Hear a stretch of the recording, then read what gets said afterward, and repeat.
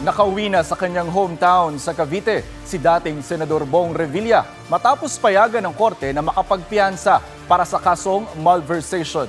May report si Rafi Tima. Harapin ko to ng walang takot.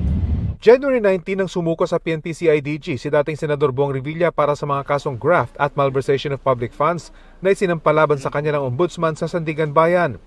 Nag-ugat ang kaso sa umano'y Ghost Flood Control Project sa Pandibulacan na nagkakahalaga ng 92.8 million pesos matapos ang halos kalahating taon. Si Revilla, pansamantalang nakalaya. Non-bailable dapat ang kasong malversation of public funds pero pinayagan siyang makapagpiyansa ng korte. 1 milyong piso ang iniutos na piyansa kay Revilla. Paliwanag ng 3rd Division, bigo ang prosekusyon na maipakitang malakas ang ebidensya para patunayang guilty si Revilla. Sinubukan din makapagpiyansa ng mga kapwa-akusadong sina dating DPWH Bulacan 1st District Engineers Bryce Hernandez at JP Mendoza pero hindi sila pinagbigyan ng korte. Nauna nang pinayagang makapagpiyansa sa Revilla ng 90,000 pesos para sa kasong graft sa Sandigan Bayan 4th Division kaya wala nang hadlang para siya ipalayain ng korte. Matapos matanggap ang release order, ibinalik si Revilla sa New Quezon City Jail para sa medical clearance. Sinubukan siyang kunan ng pahayag. Senator, how are you po? Senator, saan po kayo didiretso? Senator. Senator, any statement po? Senator. Sa isang post online, ipinagpasalamat ni Revilla ang pansamantala niyang paglaya.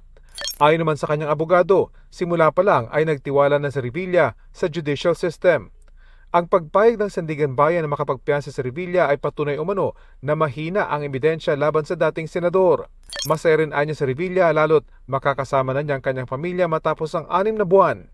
Nirerespeto ng Malacanang ang desisyon ng Sandigan Bayan. Ayon kay Palace Press Officer Undersecretary Claire Castro, nasa kamay naman talaga ng korte ang pagpapasya. Habang nasa mga prosecutor naman kung ano ang nararapat na gawing hakbang sa desisyon. Ang dapat lang anya laging manaigang batas at ang proseso. Iginagalang din daw ng ombudsman ang desisyon ng Sandigan Bayan. Gayunman nanindigan sila sa kanilang investigasyon at trabaho. Gagawin daw nila ang lahat para maipakitang matibay ang kanilang evidence of guilt laban sa dating senador. Rafi Tima, GMA News.